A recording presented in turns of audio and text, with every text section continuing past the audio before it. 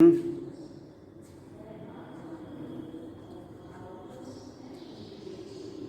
Morning dear students. Gayatri Vidya Mandir के YouTube channel पर आप सभी का हार्दिक स्वागत है। आज हम 12th क्लास एग्रीकल्चर के केमिस्ट्री असाइन पर अपन डिस्कस करेंगे। केमिस्ट्री असाइन पर फर्स्ट अपन चैप्टर ले रहे, पाठ्यक्रम को समझा रहे और फिर बाद में फर्स्ट पार्ट पे बात करेंगे। देखते हैं पाठ्यक्रम के अंतर्गत देखें तो हम जानते हैं कि सैद्धांतिक मैटर होता है वो आपके 70 नंबर का, और प्रैक्टिकल मैटर होता है वो 30 नंबर का। सैद्धांतिक में आपके 56 नंबर का थ्योरेटिकल पेपर होता है और 14 नंबर के क्या होते हैं आपको सूत्रांक। ये आप समझोगे।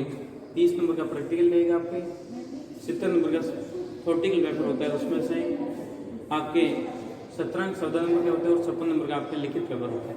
देखिए पाठ्यक्रम में क्या दे रखा है कि पहला पार्ट है मृदा, खनिज एवं चट्टानें और उनका अवक्षेपण मतलब ह्रास होना। किस प्रकार से मृदा का निर्माण हुआ है, खनिज क्या है, चट्टानें क्या है और किस प्रकार से वो ह्रास होके आगे से आगे बढ़ते रहते हैं, उनके प्रोसेस पर अपन डिस्कस करेंगे। तो इसका अंक पार्ट देखते हैं आप क्या अंक पार्ट देखने को कितना मिलेगा, 3 नंबर।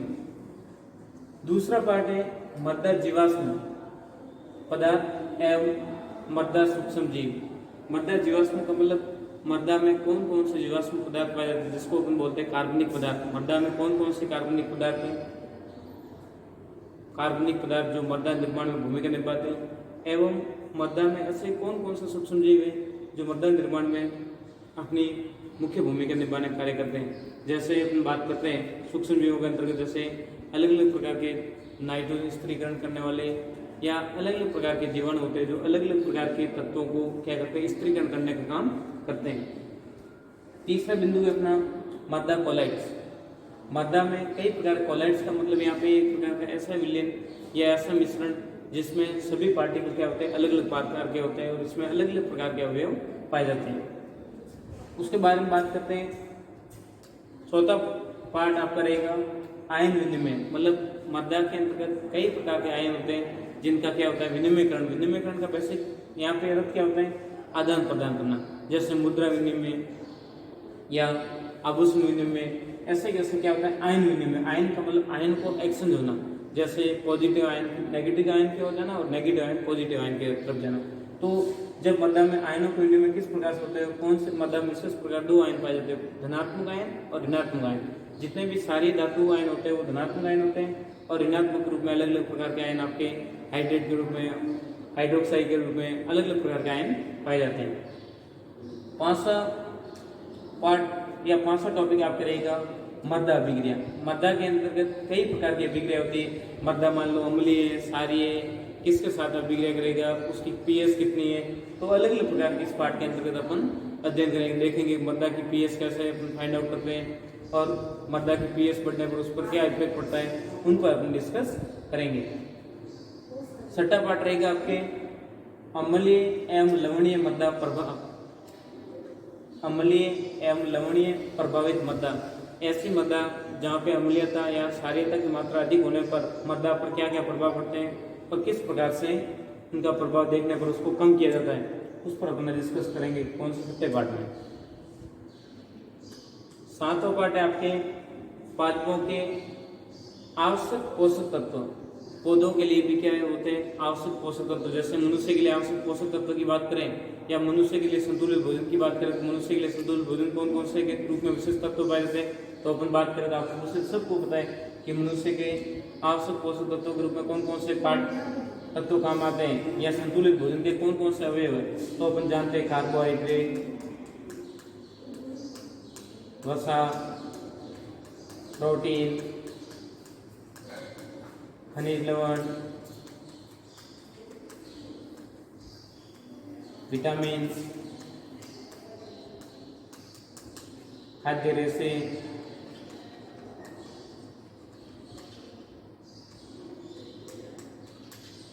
और जल।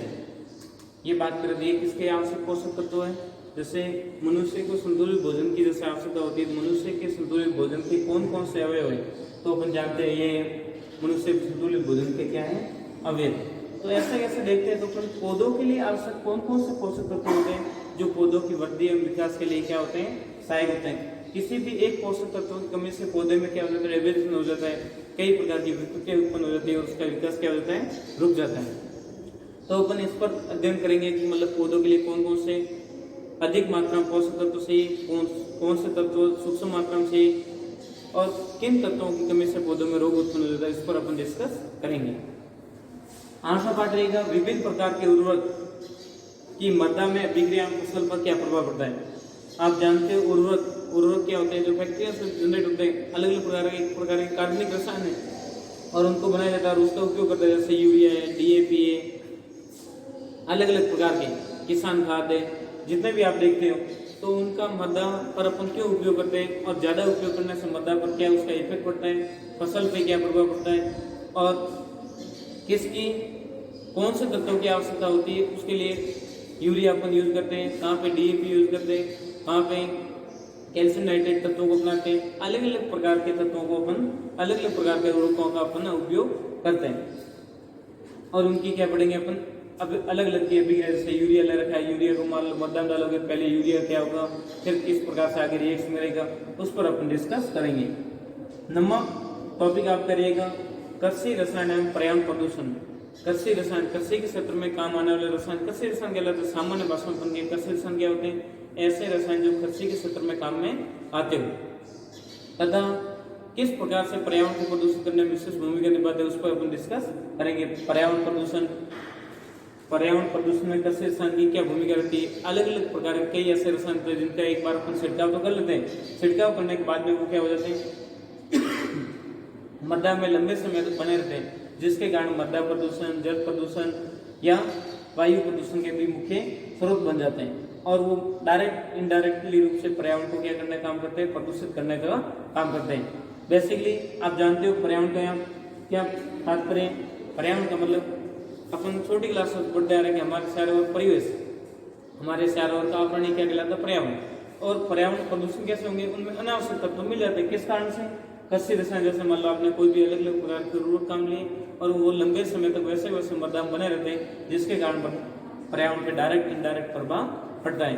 इसके अंतर्गत आप पर्यावरण प्रदूषण के अंतर्गत देखोगे जल प्रदूषण कृषि रसायन से होता है, मृदा प्रदूषण होता है, वायु प्रदूषण होता है और कई प्रकार के प्रदूषण देखने को आपको मिलेंगे।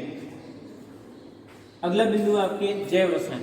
जैव रसायन एक ये बायोलॉजिकल टॉपिक है जिसमें आप देखोगे कई प्रकार के जैसे कार्बोहाइड्रेट, प्रोटीन, वसा, अलग अलग प्रकार के एंजाइम, तो उनका प्रभाव किस प्रकार से होता है, किस प्रकार से कार्य करते हैं और उनको किस प्रकार से अपन समझते हैं, मतलब कौन से आवश्यक पोषक तत्व जो अपने यहाँ पढ़े उनकी अपन डिटेल रूप से यहाँ पे अपन देखेंगे। जो मनुष्य के लिए संतुलित भोजन के रूप में आहार में काम आने वाले तत्व होते हैं उनको अपन डायरेक्टली देखेंगे 10वें पाठ में विस्तार पूर्वक से कि कार्बोहाइड्रेट कितने प्रकार के होते हैं, कार्बोहाइड्रेट निर्माण में कौन कौन से तत्व भागीदारी निभाते हैं, किस प्रकार से इसका निर्माण होता है, वसा क्या है, तो इनको अपन विस्तार रूप से इस पाठ में अपन अध्ययन करेंगे। अगला पाठ रहेगा आपके 11वां पाठ है जैविक एवं कार्बनिक खाद एवं जैव उर्वरक। आप देखते हो जैविक एवं कार्बनिक खाद एवं उर्वरकों के निर्माण में किस प्रकार से अलग अलग प्रकार के जैविक खाद बनाते हैं अपन, जैसे केंचुआ खाद है, हरी खाद है या गोबर खाद है, अलग अलग प्रकार की जैव जंतुओं द्वारा जो उत्पन्न की जाने वाली खाद क्या कहलाएगी, जैविक खाद।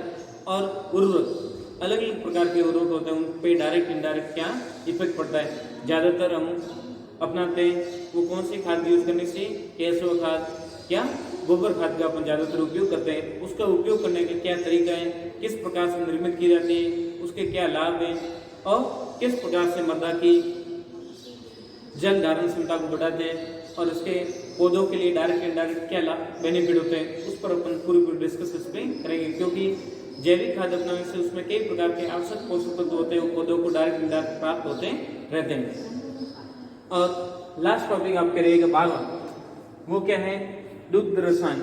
जैसे डेयरी रसायन के रूप में, डेयरी केमिस्ट्री के रूप में अपन इसके अंतर्गत अध्ययन करेंगे कि दूध के अंतर्गत कई प्रकार के पदार्थ बनाते हैं। दूध से निर्मित होने वाले पदार्थ कौन कौन से हैं, दूध का संतन क्या है, दूध देने वाले कौन कौन से जंतु हैं, दूध में किस प्रकार की भिन्नता पाई जाती है और दूध में कौन कौन से पोषक तत्व की उपलब्धता होने के कारण दूध की गुणवत्ता बढ़ जाती है और दूध पर आधारित कौन कौन से उद्योग चलते रहते हैं, उस पर विस्तार पूर्वक से इसमें डिस्कस अपन करेंगे।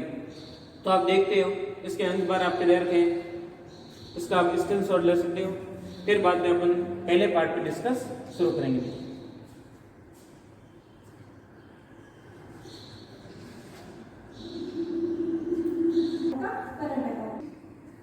देखिए फर्स्ट टॉपिक अपना शुरू कर रहे हैं, मृदा खनिज चट्टानों का अवक्षेपण एवं मृदा निर्माण। इसमें देखोगे कि मृदा का निर्माण कैसे होता है, मृदा क्या है, चट्टानें क्या है, खनिज क्या है, उनके बारे में अपन डिस्कस करेंगे। देखिए सामान्य अपन बात करते हैं मृदा का मतलब क्या होता है, उस पर बात करते हैं। मृदा की उत्पत्ति किससे होती है, लैटिन भाषा के वर्ड से लेगी। मृदा एक लैटिन भाषा का वर्ड है जिसका सामान्य भाषा में अर्थ क्या होता है। देखिए सामान्य अर्थ होता है उसका क्या, फर्श है, ऊपरी सतह। डायरेक्टली अपन मृदा शब्द की उत्पत्ति लैटिन भाषा के सोलम शब्द से हुई। कहां से हुई है, सोलम। और सोल का मतलब होता है, अपन जानते हैं सोल का मतलब मिट्टी। अब सोल शब्द से उत्पत्ति हुई जिसका सामान्य अर्थ क्या होता है, फ्लोर या फर्श, सतह। मृदा को पृथ्वी की ऊपरी परत माना जाता है। मृदा क्या है, एक पृथ्वी की ऊपरी सतह। मृदा जो पृथ्वी की ऊपरी सतह पर पाए जाने वाला पार्टिकल है, वही क्या एक प्रकार की क्या है, सतह है।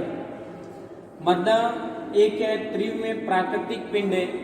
अर्थात अपन कह सकते हैं त्रिव में, यहाँ पे बात आ रही है कौन सा वर्ड काम अपन ले रहे हैं, त्रिव में। त्रिव में जहाँ पर तीनों साइड में उसकी विमा हो, जो तीनों दिशा में अपना काम करते हो, त्रिव में जैसे लंबाई, चौड़ाई और ऊंचाई, तीनों दिशा में क्या करती है, काम करती है। मतलब मृदा तीनों दिशा से आप देखोगे, कहीं भी देखोगे तो उसकी लंबाई भी देखने को मिलेगी, चौड़ाई भी मिलेगी और गहराई भी देखने को मिलती है। तो अपन कह सकते हैं मृदा एक त्रिव में प्राकृतिक पिंड है, अर्थात मृदा की लंबाई, चौड़ाई और गहराई युक्त होती है।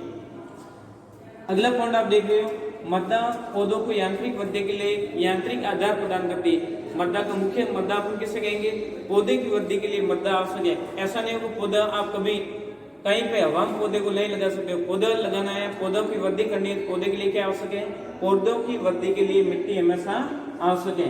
बिना मिट्टी पौधों की अपनी कल्पना करना संभव ही नहीं है। पौधे को अपन कभी प्लास्टिक में रख के अपन उसको उत्पन्न नहीं कर सकते। प्लास्टिक जरूर गमले बनाए वो आते हैं, मगर उसके अंतर्गत क्या भरी रखी होती है, पहले से मिट्टी भर रखी है, और मिट्टी के बिना पौधों की अपना कल्पना नहीं कर सकते। अर्थात अपन कह सकते हैं पौधों की यांत्रिक वृद्धि के लिए यांत्रिक आधार प्रदान करने का कौन काम करती है, मिट्टी। तथा जल एवं पोषक तत्व भी प्रदान कौन करेगी, मिट्टी से ही पौधों को पोषक तत्व, जल, ये भी सारे कहां से पौधे को मिलेंगे, मिट्टी से। जितने भी पोषक तत्व होते हैं पौधों को मिट्टी से प्राप्त होते हैं। ये अपन कह सकते हैं ये असंगठित खनिज पदार्थ हैं जो पौधों की वृद्धि के लिए आवश्यक है। अपन कह सकते हैं बेसिकली मृदा का एक प्रकार का असंगठित खाद्य पदार्थ है जो पौधों की वृद्धि के लिए आवश्यक है। अब मृदा की अलग अलग वैज्ञानिकों ने अलग अलग परिभाषा दी जो निम्न प्रकार है। देखिए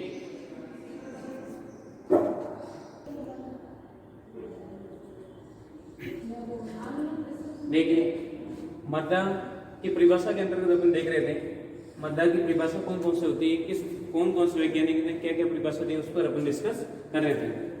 जोसेफ ए मार्बेट ने यह परिभाषा दी कि मृदा एक प्राकृतिक पिंड है जो प्राकृतिक पदार्थों पर प्राकृतिक बलों के प्रभाव के कारण मृदा का विकास हुआ है। जोसेफ व मार्बेट ने यह बताया कि मृदा एक प्राकृतिक पिंड है।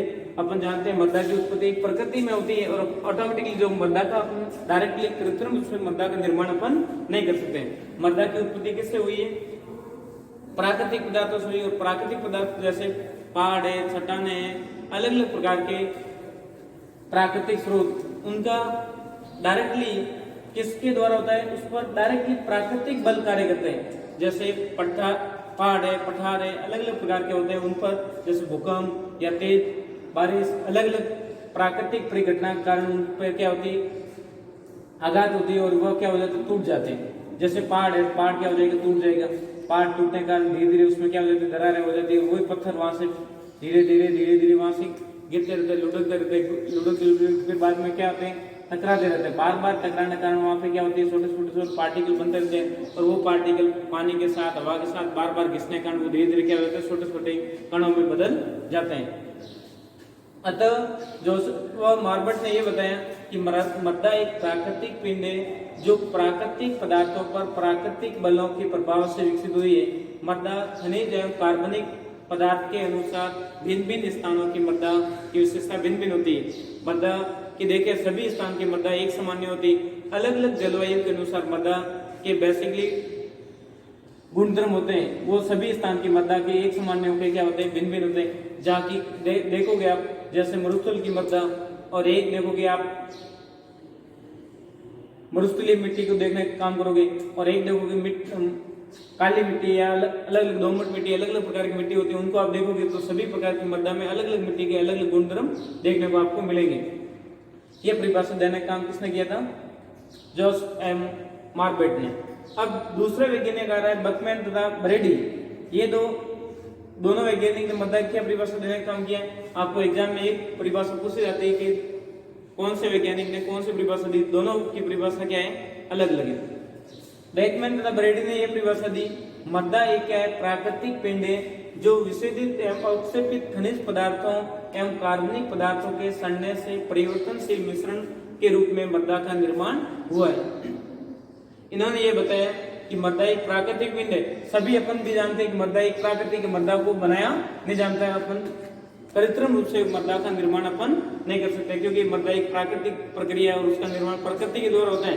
परंतु उसका निर्माण का प्रोसेस के बारे में बात करें तो अलग अलग वैज्ञानिक ने अलग अलग अवधारणा को प्रस्तुत करने का काम करते हैं और बताते हैं कि अलग इसने बताया था कि मृदा एक प्राकृतिक पिंड तो हुई परंतु उसकी उत्पत्ति प्राकृतिक पदार्थों के प्राकृतिक बल के प्रभाव के कारण उनकी उत्पत्ति हुई है। और यह बता रहे हैं कि मृदा एक प्राकृतिक पिंड है जो विषेदित तथा अवक्षेपित खनिज पदार्थ एवं कार्बनिक पदार्थों के सड़ने से मृदा की उत्पत्ति हुई है। ऐसा माना जाता है कि खनिज पदार्थ है, कार्बनिक पदार्थ के रूप में जैसे उनके पेड़ पौधे, जीव जंतु, उनके सड़ने से वो धीरे धीरे मृदा क्या हुई है, उनके सड़ने से मृदा की उत्पत्ति होने का प्रोसेस ये समझाने काम कर रहे, कौन कर रहे हैं, बेकमैन। अब अपन देखते हैं, ये तो इनके बारे में परिभाषा ही। अब मान लो बेसिकली आपको पूछे कि मृदा की क्या क्या विशेषता होती है, मृदा के क्या सामान्य गुणधर्म होते हैं, तो अपन देखते हैं मृदा विभिन्न स्तरों में विभाजित होती है। मृदा क्या है, विभिन्न स्तरों में क्या होता है, विभिन्न परतों के रूप में देखने को मिलती है। आप देखोगे तो मृदा अलग अलग स्तरों में मृदा के अलग अलग भाग होते हैं, जैसे ऊपरी मृदा, उसके नीचे की तल, अलग अलग तल में अलग अलग पार्टिकल। जैसे उदाहरण के रूप में आपको बताएं कि जैसे अपने घर में क्या कुएं के निर्माण करते हैं और खुदाई करते हैं, तब ऊपरी मृदा अलग होती है। जैसे जैसे आप गहराई की तरफ जैसे जाते हो तो अलग अलग प्रकार की मिट्टी आपको खुदाई करने पर आपको देखने को मिलती है। खुदाई करने पर क्या मिलती है, ऊपरी मृदा अलग, उसकी निचली सतह की मृदा अलग, और जैसे जैसे नीचे की तरफ जाते हैं मृदा अलग अलग आवरण, अलग अलग परतों के रूप में अलग अलग मिट्टी देखने को मिलती है। तो अपन मृदा की विशेषता, फर्स्ट विशेषता है कि मृदा विभिन्न स्तरों में विभाजित होती है। सेकंड पॉइंट आपको क्या बताया जा रहा है, मृदा में पैतृक एवं जलवायु संबंधित कारकों के कारण आकारीय एवं रासायनिक एवं जैविक अंतर पाया जाता है। मृदा, सेकंड पॉइंट ये बताया जा रहा है, मृदा में विभिन्न प्रकार के पैतृक एवं जैविक एवं जलवायु कारकों के कारण उनके आकार एवं उनकी रासायनिक गुणधर्म एवं जीव जंतुओं के लिए आवास के रूप में अलग अलग प्रकार की मृदा का निर्माण, अलग अलग गुणधर्म उसमें देखने को मिलता है। सभी मृदा एक समान नहीं होती। जैसे आप देखोगे आकारीय के रूप में, जैसे बलुई मिट्टी की बात करें, चिकनी मिट्टी की बात करें, लाल मिट्टी की बात करें, तो अलग अलग वातावरण की मिट्टी क्या होती है, अलग अलग होती है। किसी कण बड़े होते हैं, किसी कण चमकीले होते हैं, किसी के लाल कण होते हैं, तो अलग अलग मिट्टी के अलग अलग गुणधर्म पाए जाते हैं। किसके डिपेंडेंट है, किस पे करेगा, पैतृक पदार्थ, मिट्टी का निर्माण किससे हो रहा है उसके आधार पर उसका अलग अलग गुणधर्म होते हैं। जैसे मान लो पहाड़ी क्षेत्रों में आप मिट्टी देखोगे तो पहाड़ी क्षेत्रों में देखोगे पहाड़ों को कटने से, पहाड़ों को बार बार टकराने से मिट्टी का निर्माण होता है। तो इसी के अनुसार पहाड़ी मिट्टी कैसे होती है, मतलब एकदम लाल कलर की होगी और उसमें बड़े बड़े पार्टिकल आपको देखने को मिलते हैं। तो जैसे जैसे देखते हो तो मृदा की उत्पत्ति में विशेष विशेषता ये होती है कि उसकी उत्पत्ति कहाँ से हुई, तो पैतृक पदार्थों के अनुसार मृदा की विशेषता अलग अलग होती है। अब बात करते हैं मृदा के कार्य क्या है। जनरली अपन इसको क्यों अध्ययन करते हैं, इसका मेन रीजन क्या है? तो फर्स्ट बात ये है कि भूमि व वायुमंडल के मध्य की आंतरिक सतह होने के कारण जितने भी प्रकार की जैविक क्रिया होती है उनको संचालन करने के लिए मृदा एक आवश्यक है। जैसे भूपट्टी एवं वायुमंडल के मध्य की सतह होने के कारण जितने भी प्रकार की ऑक्सीजन का आदान प्रदान करना, जीव जंतुओं को स्तर बनाए रखना, तो ये सारा काम करने कौन काम करती है? मिट्टी काम करती है। फर्स्ट पॉइंट ये हो जाएगा। सेकंड, पौधों के विकास के लिए जितने भी पौधे होते हैं उनकी विकास, मैंने पहले भी बात की, पौधों की उत्पत्ति के लिए मिट्टी आवश्यक बताया गया है। मिट्टी के बिना पौधों की कल्पना करना अपन संभव ही नहीं। पौधों को हमें लगाने के लिए, उनके विकास करने के लिए मिट्टी आवश्यक है। मृदा को डायरेक्ट इनडायरेक्टली अपन उसका यूज करते हैं।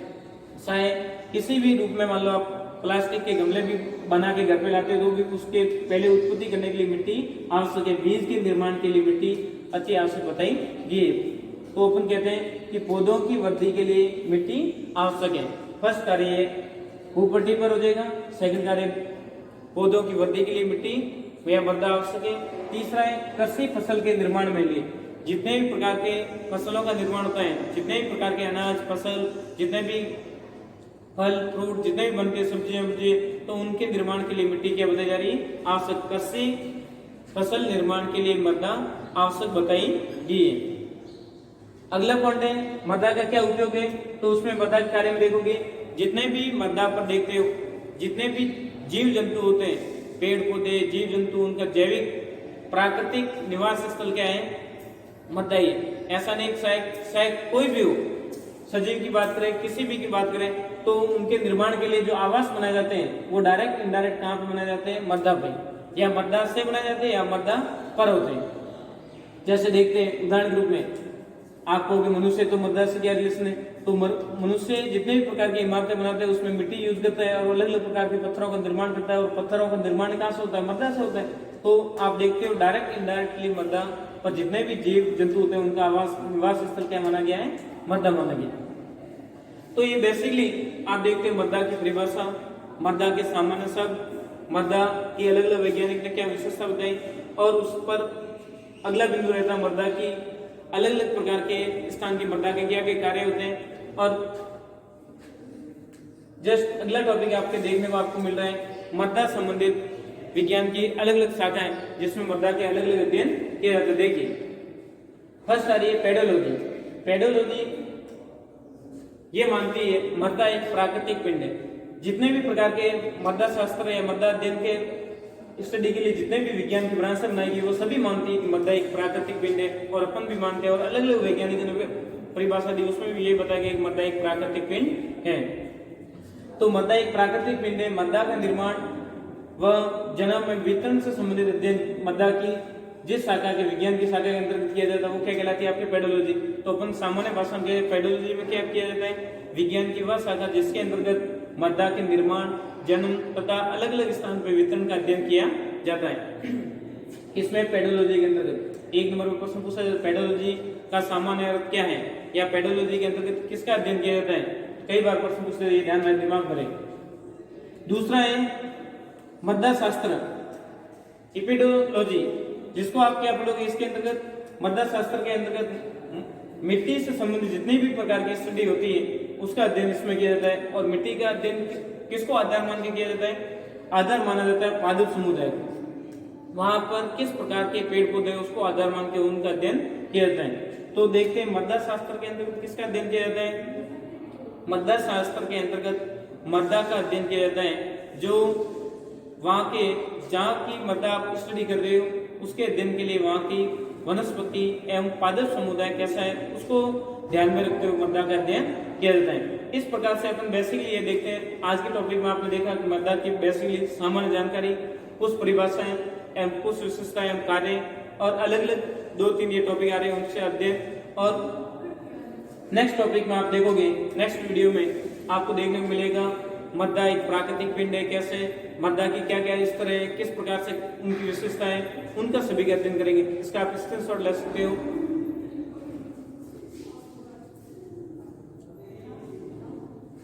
ठीक, थैंक यू।